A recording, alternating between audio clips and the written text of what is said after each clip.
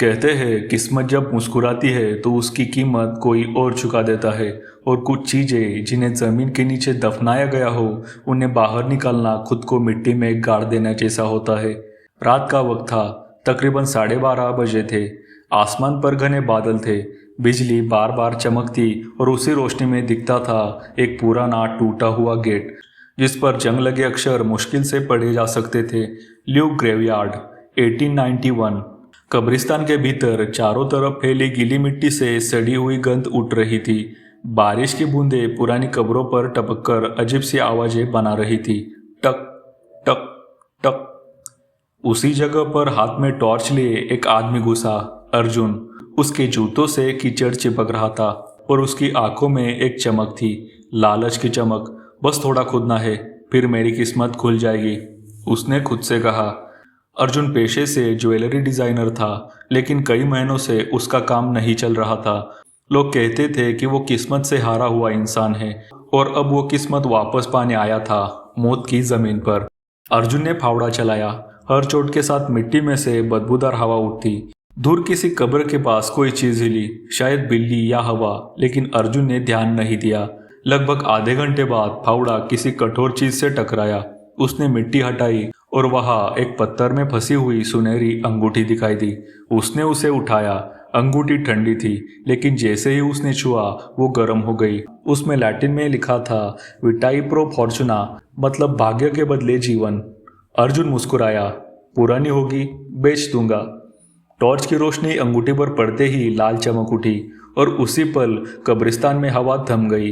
बारिश रुक गई। सिर्फ एक आवाज रह गई, कहीं बहुत गहराई से आती धीमी सांसों की। अगले दिन अर्जुन ने वो अंगूठी पहनी और अपनी साधारण जिंदगी में लौट आया, पर कुछ बदला हुआ था। जिस कंपनी में वो महीनों से नौकरी के लिए ट्रायल दे रहा था, वो अचानक उसे बुलाते हैं। इंटरव्यू बिना सवालों के खत्म होता है और उसे जॉब मिल जाती है। उसी शाम उसकी पुरानी डिजाइन वायरल हो जाती है। फोन लगातार बजता है और नए ऑर्डर्स आते हैं। उसकी जिंदगी पहली बार मुस्कुरा रही थी।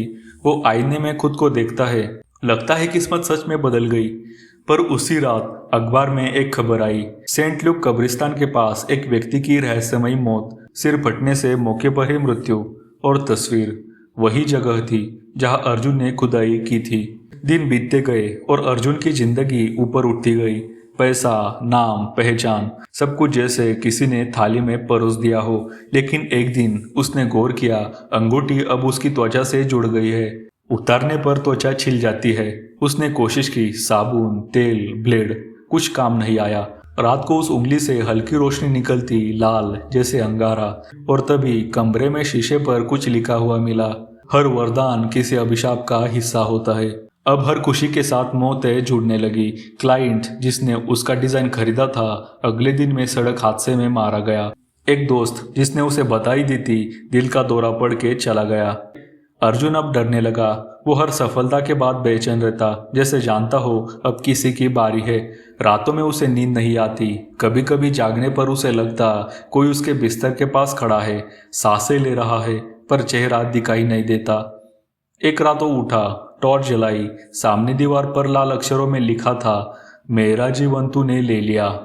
अर्जुन ने मदद के लिए अपनी पुरानी दोस्त रिया को बुलाया। रिया पैरानॉर्मल रिसर्चर थी जो पुराने शापों पर काम करती थी। अर्जुन ने सब बताया, अंगूठी, हाथ से डर। रिया ने अंगूठी को देखा और धीरे से कहा, ये साधारण चीज नहीं है अर्जुन, ये डेथ बाइंडिंग रिंग है, जिसे किसी आत्मा के साथ बांधा गया हो। अर्जुन ने कांपते हुए पूछा, मतलब? रिया ने कहा, जो उसे पहनता है उसे समृद्धि मिलती है, लेकिन हर सफलता के बदले कोई और मरता है, और जब आत्मा का कोटा पूरा हो जाता है तो वो पहनने वाले को लेने आती है। अर्जुन की आंखों में डर था, पर एक सवाल भी, तो अब मैं क्या करूं? रिया ने बस इतना कहा, इस अंगूठी को जहां से निकाला था वही वापस रख दो और उस आत्मा से माफी मांगो। अगली रात बारिश फिर शुरू हुई। अर्जुन ने रिया को साथ लिया और दोनों सेंट लुक पहुंचे। कब्रिस्तान वैसा ही था, सन्नाटा, धुंध और गीली मिट्टी। अर्जुन ने उस जगह को देखा जहां उसने खुदाई की थी। वो अब आधी धसी हुई थी, जैसी जमीन किसी को दबाने की कोशिश कर रही हो। रिया ने कहा, धीरे धीरे अंगूठी वहां रखो। अर्जुन ने कांपते हुए अंगूठी उतारने की कोशिश की, पर वो अब और गहराई में धंस गई थी। उसकी उंगली से खून टपकने लगा। अचानक कब्र के पास से हवा का तेज झोंका उठा। रिया का कैमरा बंद हो गया। फिर जमीन फटने जैसी आवाज आई। धीरे धीरे एक काली आकृति मिट्टी से उठी। हड्डियों जैसी लंबी उंगलियां, झुलसा हुआ चेहरा और आंखों में लाल रोशनी। उसने धीमे स्वर में कहा, तूने जो लिया उसे लौटाना होगा। रिया पीछे हट गई। अर्जुन वही जम गया। उस आकृति ने उसकी उंगली को छुआ और अचानक अंगूठी गायब हो गई। अर्जुन ने राहत की सांस ली, लेकिन अगले ही पल वो दोनों, रिया और अर्जुन, बेहोश होकर गिर गए।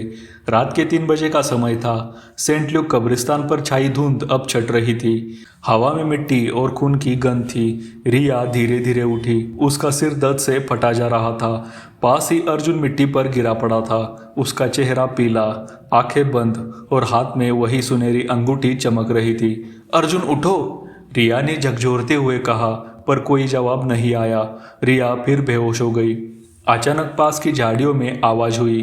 कब्रिस्तान का बूढ़ा चौकीदार जगन्नाथ टॉर्च लेकर आ गया। उसने दोनों को देखा और तुरंत पुलिस को बुलाया। पुलिस आकर उन्हें अस्पताल भेजा गया। अब सुबह हो चुकी थी। रिया की आंख खुली।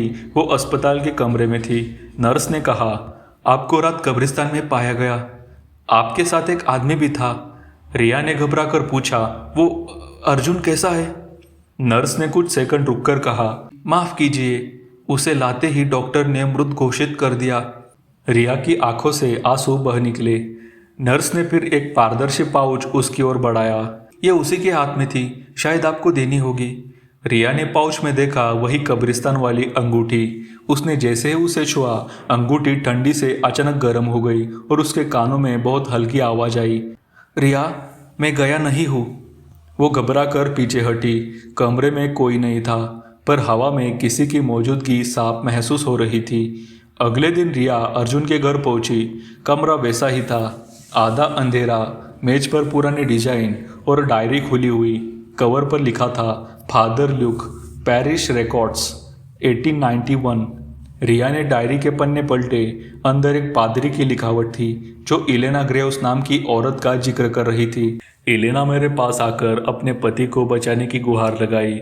उसने वादा किया, अपनी आत्मा तक दान कर दूंगी अगर पति जिंदा हो जाए। मैंने उसे मना किया, पर उस रात वो कब्रिस्तान गई और शैतानी सौदा कर आई। अगली सुबह उसका पति जिंदा था, लेकिन इलेना मर चुकी थी। आगे लिखा था, इलेना की आत्मा अब अंगूठी में बंध गई है। जो इसे धारण करता है उसे समृद्धि मिलती है, पर हर वरदान किसी की मौत बनता है। रिया ने कांपते हुए पन्ना पलटा। आखिरी पंक्ति में लिखा था, शाप टूटेगा जब कोई इसे मिट्टी में लौटाए और इलेना का नाम ले। उस रात रिया को नींद नहीं आई। लगभग 3 बजे उसे महसूस हुआ जैसे कोई उसके कमरे में है। धीरे धीरे खिड़की खुद खुली।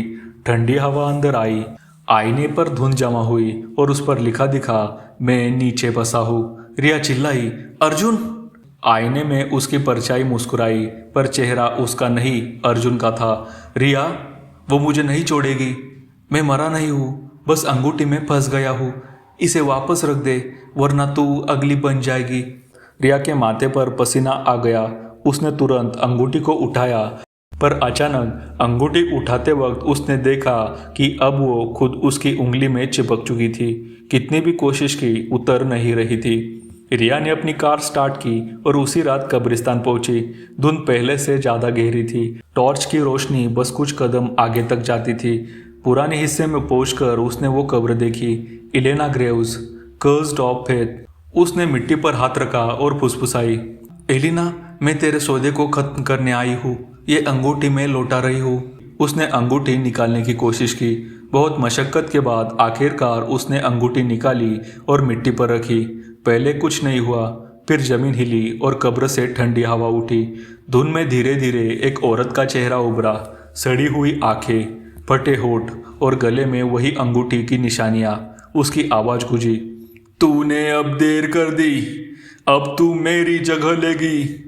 रिया चीखी और भागने लगी, पर कब्रिस्तान की हर कब्र से किसी की परछाई निकल रही थी। हजारों फुसफुसाहटें, हजारों अधूरी सांसें। अचानक किसी ने उसका हाथ पकड़ा। वो अर्जुन था, लेकिन उसका चेहरा अब इंसान जैसा नहीं था। आंखें लाल और त्वचा राख जैसी धूसर। रिया मत भाग, मैं तुझे बचाने आया हूँ, रिया ने कांपते हुए कहा।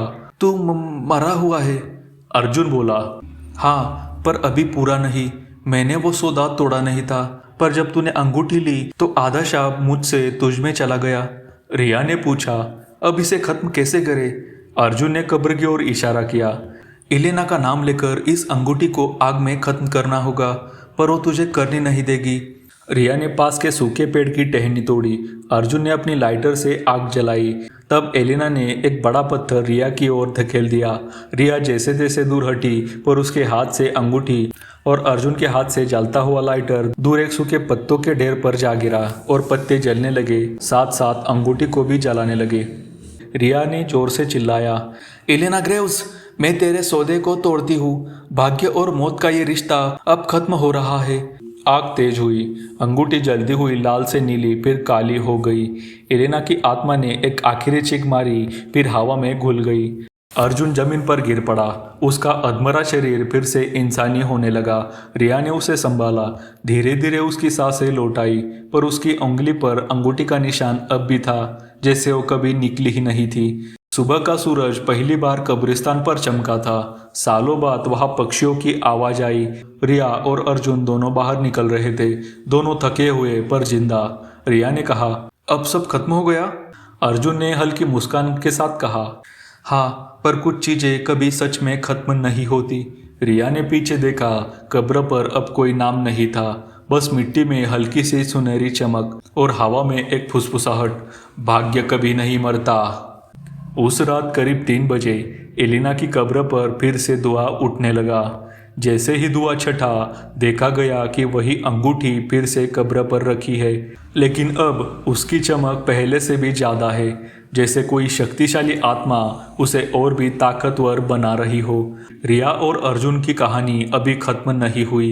अंगूठी अब अपने अगले शिकार की तलाश में है और कब्रिस्तान में नई रहस्यमय घटनाएं शुरू होने वाली है। इसका अगला पार्ट जहां खुलेंगे अंगूठी की असली शक्ति और रहस्य, एलिना की आत्मा का असली उद्देश्य और कौन होगा अगला शिकार। अगर आप जानना चाहते हैं कि अंगूठी की शक्ति और भी बढ़ती है तब कौन सा नया बखेड़ा खड़ा करती है और कौन होगा अगला शिकार जो अर्जुन से भी ताकतवर होगा या उसका हाल अर्जुन से भी बुरा होगा, तो इस वीडियो पर 100 लाइक्स और 50 कमेंट्स कर दो, तब मैं लाऊंगा इसका अगला पार्ट। मिलेंगे अगली वीडियो में। धन्यवाद।